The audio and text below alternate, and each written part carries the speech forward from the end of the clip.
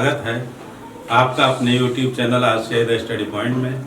मैं अनूप द्विवेदी अभ्यास प्रश्न की श्रृंखला में अगली प्रश्नमाला लेकर के उपस्थित हुआ हूं। तो आज देखिए ये अभ्यास प्रश्न।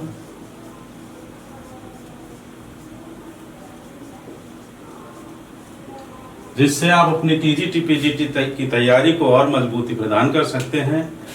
तो ज्यादा कुछ न कहते हुए सीधे आपको प्रश्न से जोड़ते हैं। पहला प्रश्न है, खड़ी बोली कहां बोली जाती है? ऑप्शन है झांसी, कानपुर, मेरठ, अलीगढ़। खड़ी बोली, तो खड़ी बोली का क्षेत्र देखिए, झांसी बुंदेली बोली जाती है,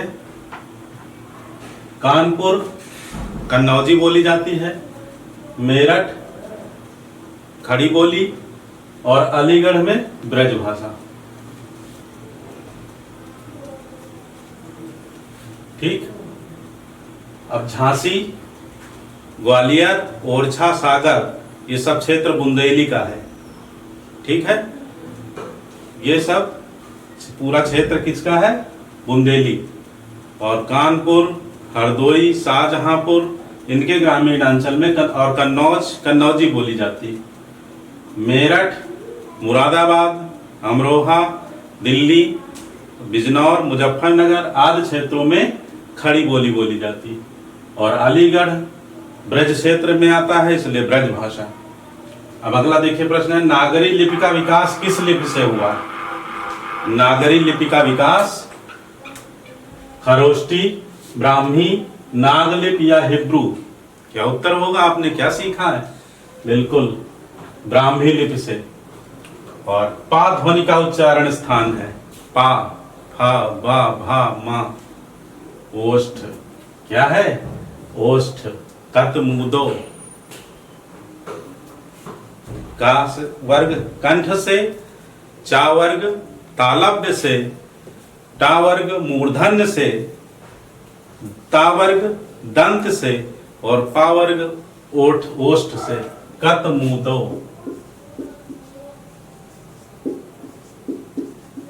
सूत्र याद रखिए, का वर्ग, चा वर्ग, टा वर्ग, ता वर्ग, पा वर्ग। ठीक है, सूत्र है ये कत, मुदो।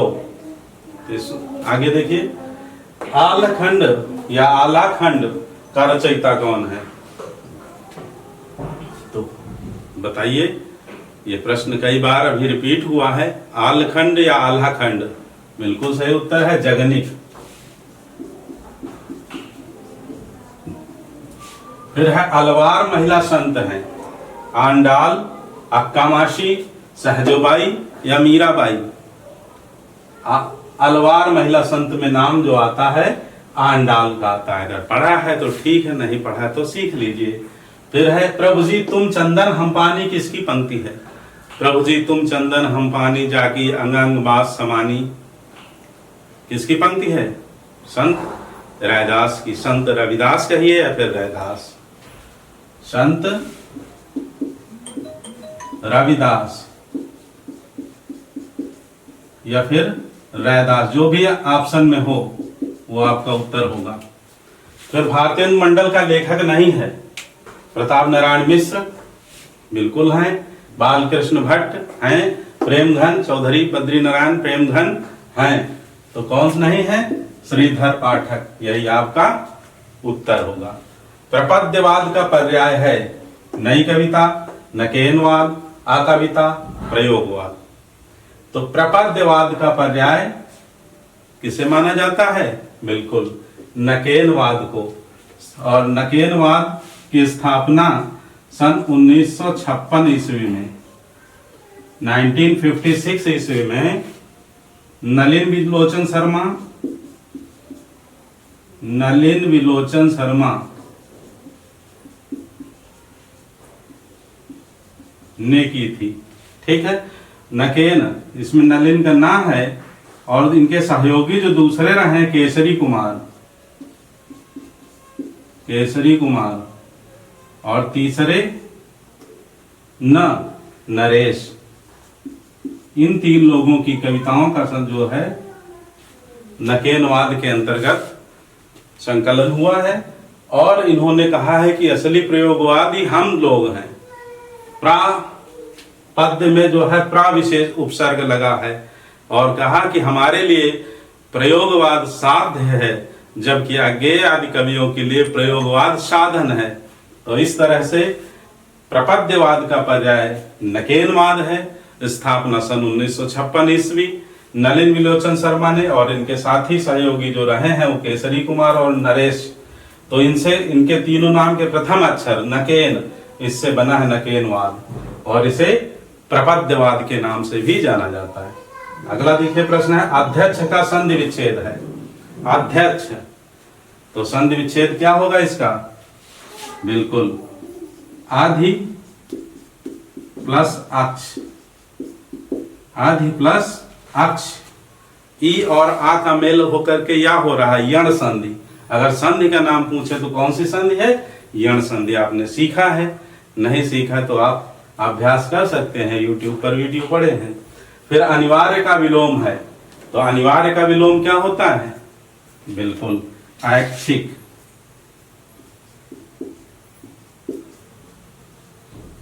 ऐच्छिक।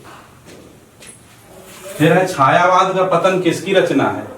छायावाद का पतन पढ़ा है? बिल्कुल, छायावाद का पतन देवराज की रचना है। किसकी है? देवराज। फिर अगला प्रश्न है, रामचरितमानस में वक्ता श्रोता युग्म कितने हैं? ऑप्शन में है 4, 5, 6 या 7। तो श्री रामचरितमानस में कांड अगर पूछा जाए तो 7 हैं। बाल, अयोध्या, अरण्य, किष्किंधा, उत्तर, सुंदरकांड, फिर लंका कांड और फिर उत्तर कांड। और यहाँ वक्ता श्रोता युग्म कहे तो 4 हैं। और ये प्रश्न कभी पूछा गया है कि श्री रामचरितमानस में वक्ता श्रोता युग्म कौन नहीं है? तो पहला कौन है? पहला युग्म देखिए, पहला युग्म है शिव पार्वती, भगवान शिव और पार्वती। शिव जी ने कथा पार्वती जी को सुनाई। दूसरे हैं काकभुसुंडी,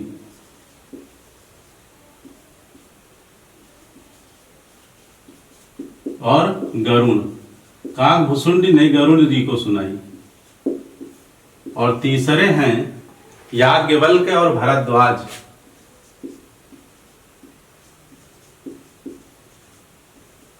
भरद्वाज। और चौथे हैं गोस्वामी तुलसीदास। गोस्वामी तुलसीदास। और तुलसीदास जी ने अपने मन को ही कथा सुनाई है। किसे सुनाई है? मन को। श्रोता कौन है? मन। तो जो पहले लिखे हैं सब वक्ता हैं, शिव जी, काकभुसुंड जी, याज्ञवल्क्य जी और गोस्वामी तुलसीदास जी। और जो बाद में है पार्वती जी, गरुड़ जी, भरद्वाज जी और मन तुलसीदास जी का, ये सब श्रोता हैं। अब देखिए अगला प्रश्न है, किताब किस भाषा का शब्द है? किताब किस भाषा का शब्द है? तो आप देशज विदेशज के अंतर्गत जो शब्द हैं उसमें सीखा होगा, नहीं सीखा तो आप उसे देखिए, सीखिए। एक प्रश्न जरूर पूछा जाता है टीजीटी पीजीटी में। और किताब जो है वह अरबी भाषा का शब्द है। आगे बढ़ते हैं, संध्या भाषा का अर्थ है। कल के प्रश्न में देखा था संध्या भाषा किनकी है? तो संध्या भाषा सिद्धों की भाषा है, संध्या भाषा। अब ये प्रश्न और बन सकता है कि संध्या भाषा का तात्पर्य क्या है? तो प्रतीक भाषा, सायंकाल की भाषा, संध्य की भाषा या टूटी फूटी भाषा? तो उत्तर होगा प्रतीक भाषा। क्या? प्रतीक भाषा। फिर है अगला, कस्तूरी कुंडल बसे किसकी आत्मकथा है? कृष्णा सोबती, मृदुला गर्ग, मैत्रेय पुष्पा या अलका सरावगी? कस्तूरी कुंडल बसे आत्मकथा का पूरा वीडियो है, आप उसका अवलोकन कर सकते हैं। और यह रचना मैत्रेय पुष्पा की है। फिर है कृतज्ञ का शब्द का क्या आशय है? कृतज्ञ का आशय। वाक्यांश के लिए एक शब्द जो सीखा है आपने, उसके अंतर्गत ये पूछा जा गया। इस तरह से भी पूछा जा सकता है। एक शब्द दिया गया और उसका आशय पूछने का मतलब, उसका मतलब क्या है, मीनिंग क्या है? तो किए गए उपकार को मानने वाला, किए गए उपकार को मानने वाला, किए गए उपकार को मानने वाला। क्या होता है? कृतज्ञ। और ना मानने वाला कृतघ्न। ईश्वर को मानने वाला आस्तिक, ना मानने वाला नास्तिक। पुरानी हिंदी नामकरण किसने किया है? तो पुरानी हिंदी नामकरण करने वाले इसमें से हेमचंद्र, चंद्रधर शर्मा गुलेरी, हरदेव बाहरी या कोई नहीं। तो क्या उत्तर होगा? चंद्रधर शर्मा गुलेरी। ठीक है, चंद्रधर शर्मा गुलेरी। अगला है कीर्तिलता किसकी रचना है? तो कीर्तिलता, कीर्ति पताका, ये सब विद्यापति की रचनाएं हैं।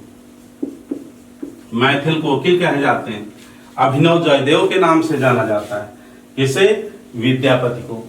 अगला प्रश्न है शुद्ध शब्द है। देखिए 4 ऑप्शन है, बहुत क्लोज रहते हैं। उज्जवल, देखने में लगता है कि सब सही है।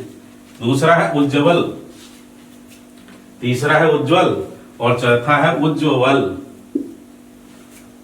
तो कौन सा सही होगा? बिल्कुल यही सही है, उज्जवल। दोनों आधा जा रहेंगे। फिर है गृहस्थ का विलोम होगा। तो गृहस्थ, गृहस्थ शब्द है, इसका विलोम क्या होगा? सन्यासी। फिर है गृहिणी शब्द का पुल्लिंग शब्द क्या होगा? गृहिणी। तो इसके लिए है गेही, जो कि तद्भव है, और यहीं पर हम लिख सकते हैं गृही, जो तत्सम है, या फिर हम गृहिणी का पुल्लिंग शब्द गृहस्थ भी लिख सकते हैं। तो जैसा ऑप्शन में आपके हो, आपके प्रश्न पत्र में वो उत्तर होगा। ठीक है, फिर है घीसू और माधव प्रेमचंद की किस कहानी के पात्र हैं? तो घीसू और माधव पूस की रात, मंत्र, कफन या बूढ़ी काकी। कई बार इस पर चर्चा हो चुकी, बहुत महत्वपूर्ण है, इसलिए प्रश्न कल जो था ये था कि प्रेमचंद की अंतिम कहानी कौन सी है? तो कफन है, और ये घीसू और माधव इसी के पात्र हैं। फिर है नयन का संधि विच्छेद तथा संधि का नाम। तो नयन का संधि विच्छेद क्या होगा? ने प्लस अन, ने प्लस अन, नयन। पवन है तो वो प्लस अन, पवन। ठीक है, भवन है तो भो प्लस अन, भवन। ठीक है, और इसका नाम क्या है संधि का? आयादि संधि, आयादि संधि। आगे बढ़ते हैं। हिंदी शब्दकोश में ज्या अक्षर किसके बाद आता है? प्रश्न है ज, त्र, ग और हा। ज्या, देखिए यहां पर बता रहे हैं, ज्या जो होता है वो जा प्लस या से मिलकर के बना है। ठीक है, तो यह किसके बाद आएगा? जा के बाद, रा के बाद, गा के बाद या हा के बाद? क्या उत्तर आपका होगा? जा जो है जा के बाद आएगा। किसके बाद आएगा? जा के बाद, यही आपका उत्तर होगा। फिर है उज्जवल में कौन सी संधि है? तो उज्जवल का संधि विग्रह क्या होगा? संधि विच्छेद, उत प्लस ज्वल, उत प्लस ज्वल, और यह हो जाएगा उज्जवल। संधि कौन सी है? तो व्यंजन संधि है निसंदेह। उत प्लस ज्वल, ता का क्या बन रहा है? जा बन रहा है, तो निसंदेह यहाँ पर व्यंजन संधि है। कौन सी संधि है? व्यंजन संधि। देखिए अगला प्रश्न है, मालती माधव के रचनाकार हैं। आपने सीखा है संस्कृत साहित्य का संपूर्ण वीडियो जो बना है, मालती माधव। उत्तर रामचरित किसकी रचनाएं हैं? बिल्कुल जान गए होंगे उत्तर रामचरित नाम लेते ही, भवभूति की। किरातार्जुनीयम है भारत भारव की। और कालिदास के तो कई रचनाएं हैं, मेघदूतम, रघुवंशम, अभिज्ञान शाकुंतलम, विक्रमोर्वशीयम, मालविकाग्निमित्रम आदि जो है ये सब कालिदास की रचनाएं हैं। श्रीहर्ष की नैषधि चरितम है। तो अगला देखिए, भक्ति काल के किस कवि को जड़िया विभूषण से विभूषित किया जाता है? जड़िया। तो जड़िया किसके लिए आता है? नंददास जड़िया कहा जाता है, नंददास जड़िया। तो क्या उत्तर होगा? नंददास। ठीक है, नंददास किसके शिष्य थे?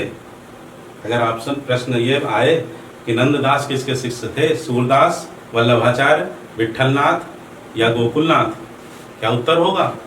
बिल्कुल ठीक, विठलनाथ के। किसके शिष्य थे? विठलनाथ, गोसाई विठलनाथ के शिष्य थे। और अष्टछाप के प्रमुख कवियों में से इनकी गणना होती है। सिर उठाना मुहावरे का अर्थ है सिर उठाना। अब अभिधा से अर्थ निकालेंगे तो क्या होगा, सिर उठाना। लेटे हैं, सिर उठा के देख लिया, लेकिन यह उत्तर नहीं है।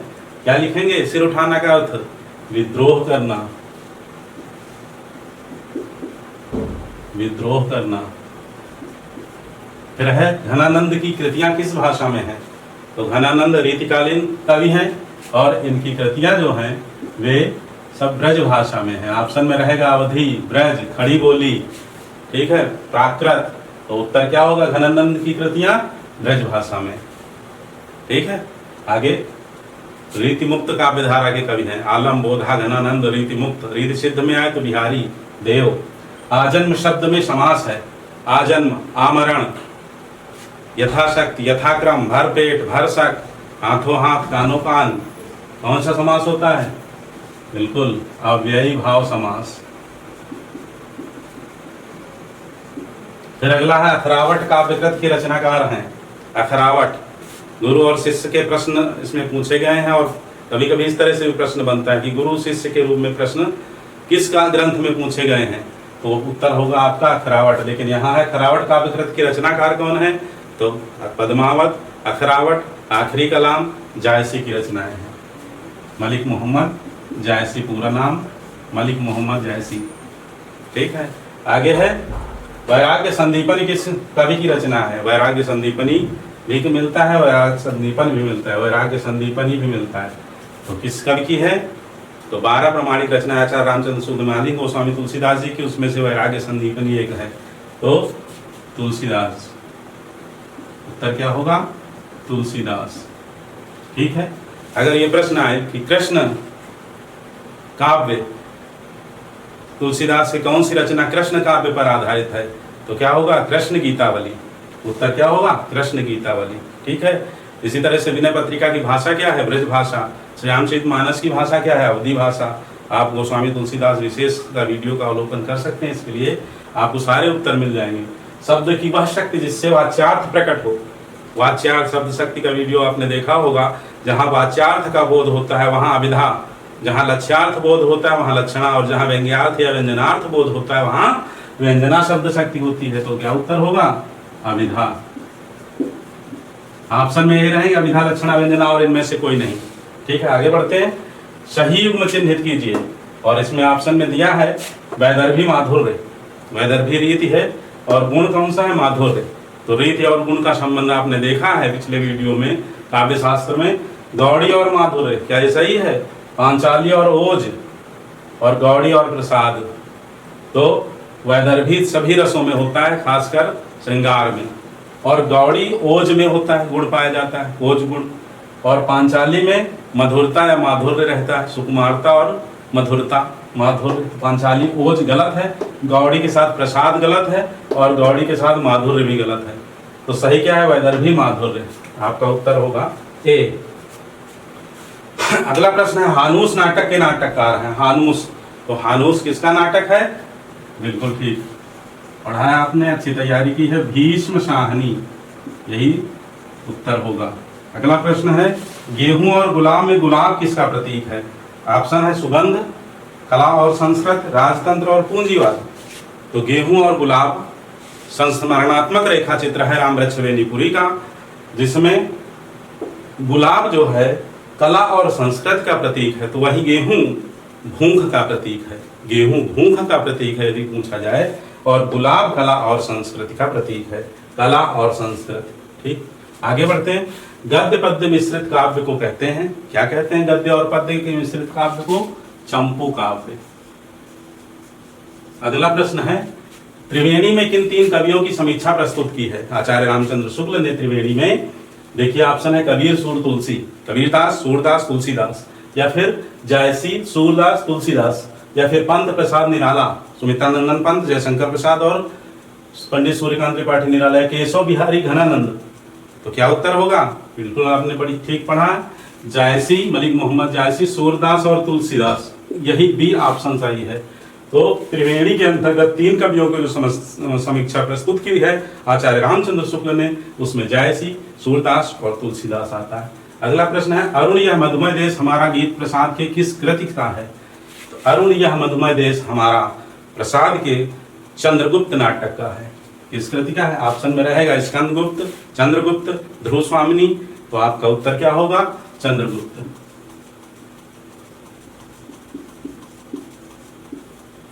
फिर अगला है, कौन सी रचना महाकाव्य नहीं है? तो आप कामयानी पहला ऑप्शन है, कामयानी जयशंकर प्रसाद का महाकाव्य है, प्रिय प्रवास अयोध्या सिंह उपाध्याय हरिऔध का महाकाव्य है, और साकेत मैथिली शरण गुप्त का महाकाव्य है। तो आपका उत्तर क्या होगा? पल्लव।